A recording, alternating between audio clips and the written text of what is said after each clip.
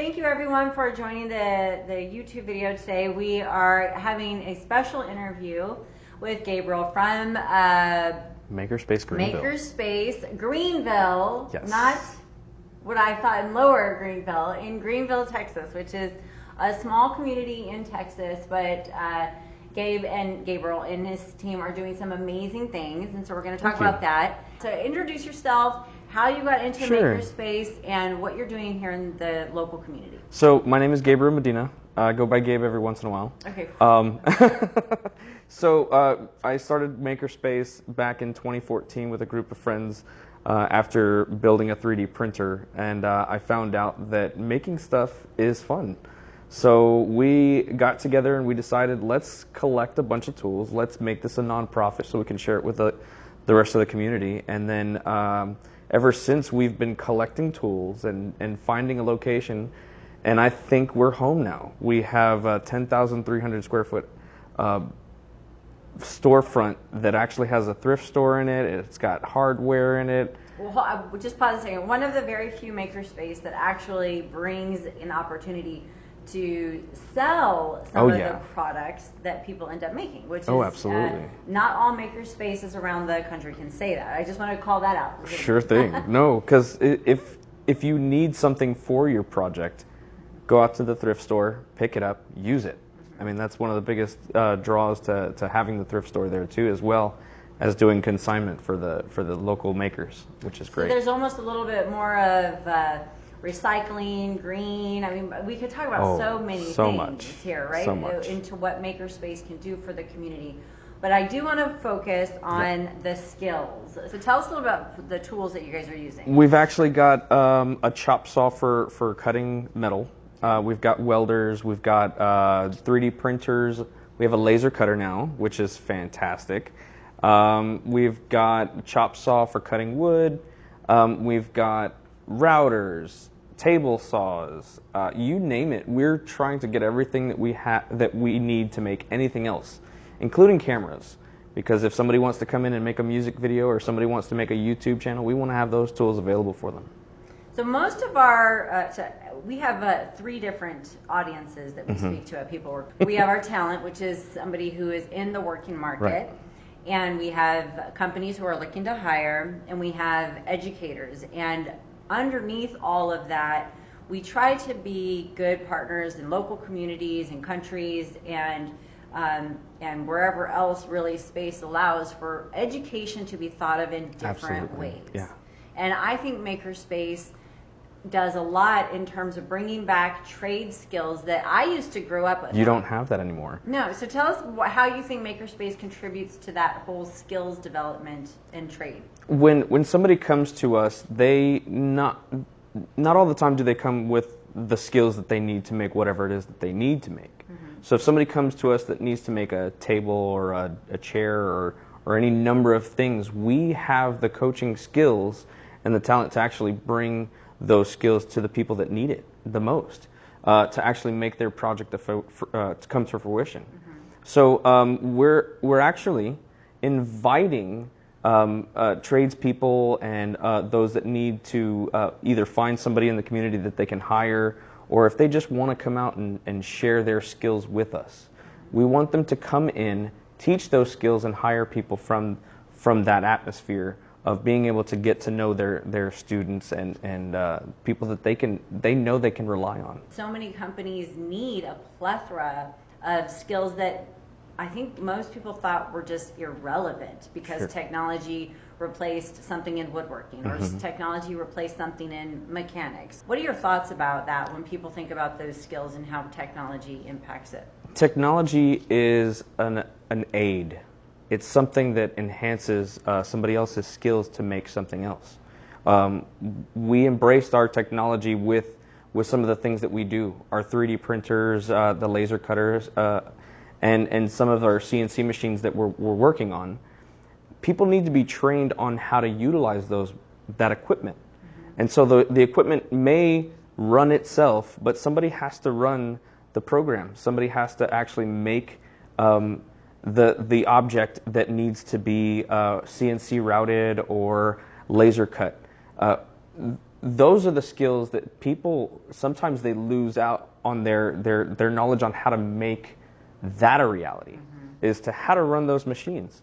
That's where we come in, is that we want to teach the technology and the skills on how to do it rudimentarily. What happens if the machine breaks?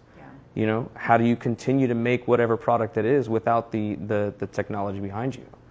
But most especially, we want to teach the technology so that when somebody is hiring that individual, they don't just come with an idea of how this thing works. They come with a good knowledge base of all of the skills that associated with that technology. So when we came together, just through random events, to work with the SBA to be able to provide the Texas community an opportunity to close that skills gap, what kind of jobs do you think that Makerspace is going to help fill with the tools that you have available to you in your space here locally? Sure. So I touched on it earlier with when we were having our earlier conversation. We're getting an air conditioner donated, which is mind-blowing, but we need somebody to install it. So we're trying to find locally an air conditioner repairman that will actually teach the class on how to install the air conditioner. Not because he wants people to go out and install air conditioners on their own, but of course to train air conditioner repairmen, to train electricians, to how to rewire the entire building, because the building that we're in is pretty outdated. It needs to be spruced up.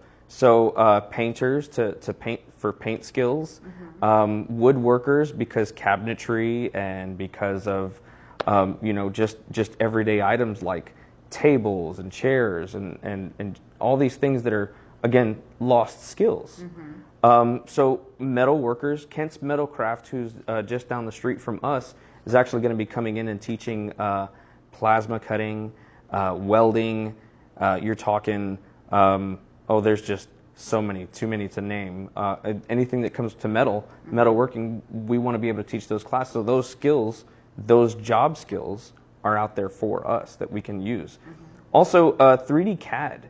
3D CAD, the entry for 3D CAD, sometimes it scares people because CAD software. Scares people? Well, CAD software in itself is expensive until you come find us and we can either give you one of our train and learn on without having to invest a whole lot. I understand. Right. So you come into us, we give you the software, we let you use it, we train you on how to design stuff, we train you on how to take the model from CAD, computer-aided design, and actually make it into a physical object through the laser cutter, through the 3D printer, and through the soon-to-be CNC machine. So CAD work is a field in and of itself. You get paid tons of money for being able to make useful CAD items. Yeah. And so there are, really the sky's the limit with what trade skills that we can offer. So you went through like a plethora of things as a way for us to coach people through what this kind of partnership means to a community, what it means to our economy, what it means to our working world. What landed in my head in particular is that local business owners are engaging in a learning space. It almost seems like they're trying to offer apprenticeships, but not really, because they're learning at the space. And not under their own umbrella. Right. So I think that's very clever. I think that any companies watching us right now, that probably is a good food for thought. So companies who are looking to hire people with trade skills that can be developed at a makerspace can learn how to develop apprenticeships and internships and even entry-level jobs or try before you buy kind of hires in a very safe, compliant, risk kind of free environment where the talent can learn what they need to learn. The companies that need to keep work moving along can develop their own talent pipeline, and spaces like the Makerspace can actually grow in terms of membership and contributions so that you can not lose all of these artful trades. What's scary sometimes about bringing in unskilled labor, when a new employer is actually bringing somebody into their company, to their ecosystem, to their world. their little world, Yes. and the person isn't a good fit. That's scary. It is scary. How do you get rid of them? I'm not an employer myself, but I've been on the opposite. I mean, not on the opposite. I've never been fired, but you know, I've seen people that don't fit into our niche, and it's like, can you guys get rid of this person? And it's tough for them and the environment too. Yeah. So if you're outside of your environment, if you're outside of the workplace, and you're actually looking at a pool of people, and you can tell, I like the way they work. I like the way they act, and I like their enthusiasm. I might just hire them. Yeah. It's a completely different hiring experience than is just not normal. It's pretty cool. I love it. I totally love it. Well, as we kind of wrap up the interview, I want to make sure that you got to say what you wanted to say about what you're doing in the community here of Greenville, and what you see as the next, big footprint that you're going to make on the community and the people learning skills to get jobs. So most especially, I want to get out there that if you want to make something, if you want to create something, whether that's an environment in your own business, or even if it's a YouTube video, or if it's a table or something, something tangible, something intangible, come to Makerspace. See if we've got it for you. If not, we'll find a place for you. Yeah. We're actually retrofitting some of the areas to put in a whole studio for recording video and audio. So if you actually want to make one of these videos for your company, you can come use our space, interview people on your own, or find cool and interesting places to do interviews with our new green screen. And I think it's an exciting time for Greenville. Yeah. Well, good. Congratulations on everything that you've done here in the community. It's a very cool story. When people ask me about Makerspace that they're not familiar with the brand or what the company's objective is, Makerspace is the coworker for skills. Yeah. And I mean, people get it. People just understand, like, oh, okay. Our educators who are skilled in crafts and trades use Makerspace because it's a great opportunity for you to develop your own students and learners, and if you are a company that's looking to hire, obviously put your job, your apprenticeship, your internship on pepelwerk, and we will help you to develop that match and that talent pool with great partnerships like Makerspace. Thank you very much. So thank you for your time today. I appreciate it. And I hope everyone out there learned something fascinating about how a lot of people are working together to move our working world forward. And pepelwerk and Makerspace, we're just a little bit of that whole story. Thank you. Thanks.